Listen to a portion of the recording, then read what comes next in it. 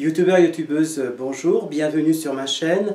Alors vous pouvez me joindre au 07 70 01 32 65.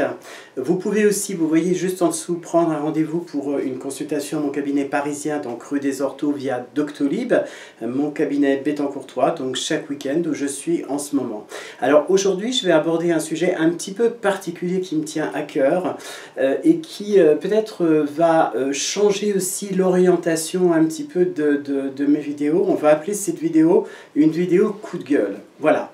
Alors pour commencer, je voudrais dire à beaucoup d'internautes en fait que contrairement à ce qu'on essaie de nous faire croire, au jour d'aujourd'hui, les agressions pour différence sont de plus en plus importantes. Et moi je voudrais vous parler de l'homophobie.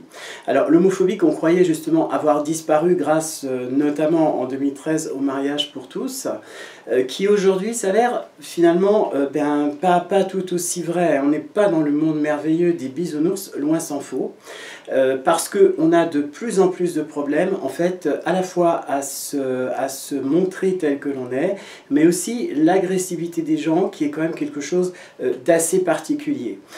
Je peux vous dire par expérience qu'il est pratiquement impossible pour un couple gay, donc que ce soit homme ou femme, de pouvoir par exemple se tenir la main, s'embrasser même, par exemple pour se dire au revoir comme n'importe quelle personne. Cette violence homophobie, je la trouve particulièrement mal placée et en fait qui est à l'origine aussi d'un certain nombre de personnes qui se replient sur elles-mêmes.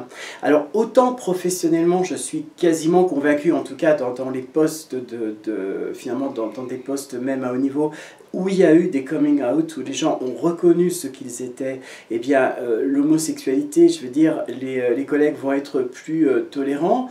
Il n'empêche que l'homophobie est vraiment un drame parce que c'est nier la personne dans son existence. C'est-à-dire, imaginez que le fait d'être homosexuel ou homosexuelle eh bien, correspond à un choix. C'est absolument faux. On est comme ça, on a notre propre existence et en fait, moi, dans mon jeune âge, j'ai prêché en fait pour le droit à l'indifférence. Et c'est de cette façon aussi que j'ai éduqué mon fils, c'est-à-dire toutes les sexualités, toutes les formes finalement, de vie, de transformation ont leur importance dans la mesure où le respect d'autrui est fait. C'est-à-dire que le plus important, ça n'est pas finalement de manquer de respect à la majorité, mais plutôt de pouvoir exister en toute simplicité et avoir des relations normales, que ce soit en public, que ce soit au travail, et que cette homophobie qui gagne et qui prend de l'ampleur, eh bien, elle doit absolument être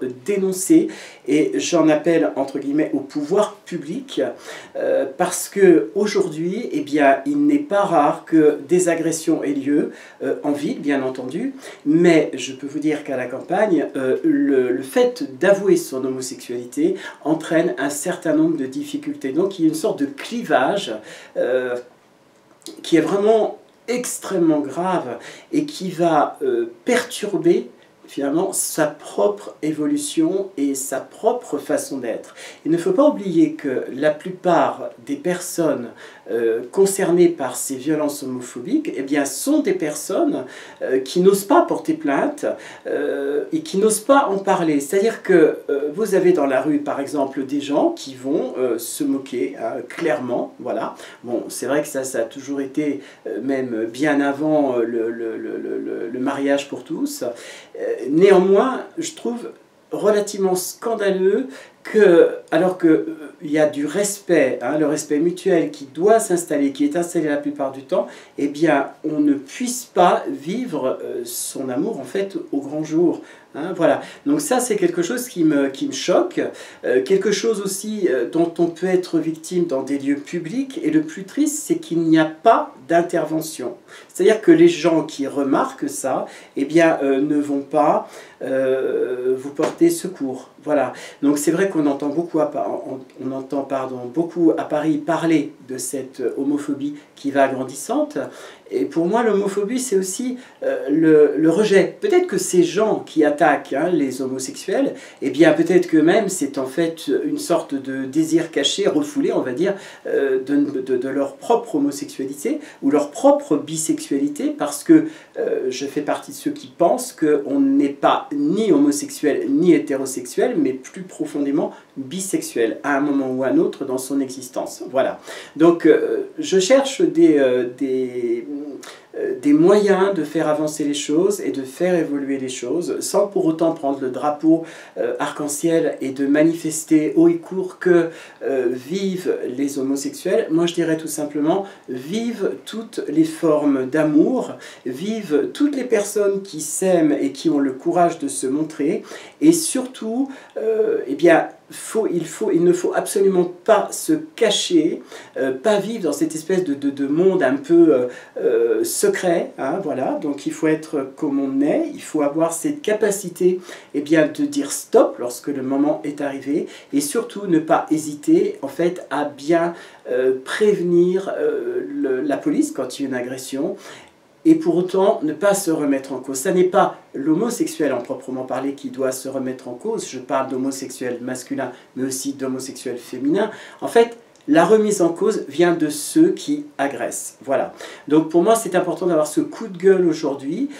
C'est un coup de gueule effectivement revendicatif, parce que je trouve qu'on ne peut pas continuer avec le mariage pour tous, l'homoparentalité, la possibilité qui un jour, j'espère, va pouvoir être présente sur l'adoption des enfants par des couples homosexuels, ou bien alors le fait que des parents homosexuels aient accepté une mère porteuse, vice et versa, voilà, de façon à ce que la société telle qu'elle est nous permette de grandir, et que l'on arrête dans tous les cas de figure de stigmatiser ses propres peurs au travers des minorités, qu'elles soient sexuelles, religieuses, politiques, et qu'enfin on cesse une fois pour toutes de faire croire que l'homosexualité aujourd'hui est parfaitement assumée. Non, elle est aussi à l'origine de nombreuses violences, et c'est pour cela que je dénonce ces violences. Voilà, c'était une pensée, la pensée du jour. Je vous remercie en tout cas pour m'avoir écouté.